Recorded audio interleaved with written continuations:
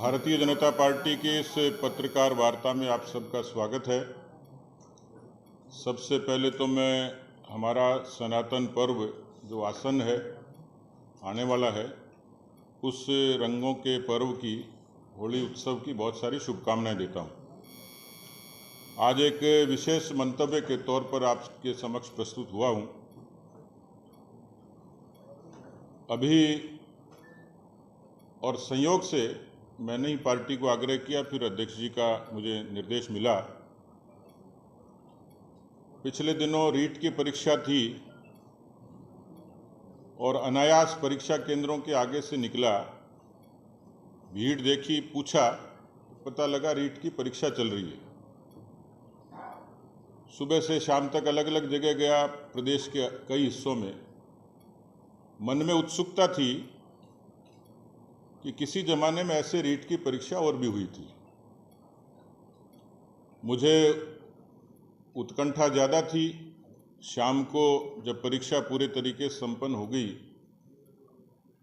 तो मैंने अपडेट लिया, पता लगा कि तिनका भी नहीं हिला और निर्विघ्न तरीके से रीट की परीक्षा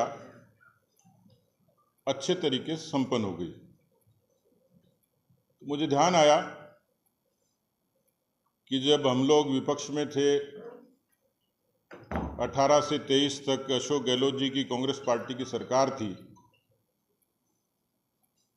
हालांकि उनके पाप का दंड राजस्थान की जनता ने उनको दे दिया, सत्ता से बेदखल कर दिया। लेकिन हास्यास्पद बात यह है कि कांग्रेस पार्टी के शीर्ष नेता अक्सर देश के चुनाव परिणामों के बारे में ईवीएम को दोषी ठहराते हैं, उसकी बैटरी को दोषी ठहराते हैं। लेकिन मैं उस पृष्ठभूमि में गया तो राजस्थान में कांग्रेस पार्टी के सत्ता से बेदखल होने के यदि कोई पहले 10 कारण थे तो उसमें पेपर लीक सबसे बड़ा कारण था। उस दौरान आप सब लोग इस बात के साक्षी हैं, सदन में भी और सदन के बाहर भी व्यापक आंदोलन हुए।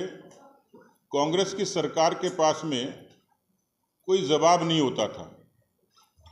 कांग्रेस के लोग, कांग्रेस के कार्यकर्ता किस तरीके से उसमें लज्जित हुए थे, दंडित हुए थे जनता की अदालत में। और इसलिए मेरे मन ने एक स्वतः संज्ञान लिया कि राजस्थान में भजनलाल जी के नेतृत्व में भारतीय जनता पार्टी की सरकार आने के बाद यूं तो सरकार ने 100 दिन की भी और 1 बरस की अपनी उपलब्धियों का अलग अलग जिक्र किया है, ईआरसीपी से लेके यमुना जल समझौते तक। लेकिन मैं प्रदेश के मुख्यमंत्री भजनलाल जी को इस बात के लिए साधुवाद दूंगा, राजस्थान की भारतीय जनता पार्टी की सरकार को साधुवाद दूंगा कि जिस रीट की परीक्षा पर, जिसकी इतिहास और जिसकी पृष्ठभूमि इतनी विकृत थी, जिस पर सबकी निगाह थी, और इसलिए मुझे लगा कि मुझे, क्योंकि उस बात के लिए जिस पर हमने संघर्ष किया, भारतीय जनता पार्टी की हमारी सरकार ने हमारे मुख्यमंत्री की सरपरस्ती में निर्विघ्न तरीके से प्रदेश के युवाओं को एक किस्म की ये राहत ही दी थी कि जो युवा कांग्रेस पार्टी के राज में लगभग 70 लाख से भी ज़्यादा नौजवान इस बात से पीड़ित होते थे। मुझे ध्यान आता है कि पेपर लीक को लेकर हनुमानगढ़ के एक नौजवान ने अपने सुसाइड नोट में लिखा, अपने माता पिता से माफ़ी मांगते हुए। कितने परिवारों तक संकट आया, आर्थिक संकट भी आया, जानमाल का संकट भी आया, उन्होंने अपने बच्चे खोए और प्रदेश में एक किस्म की अराजकता थी।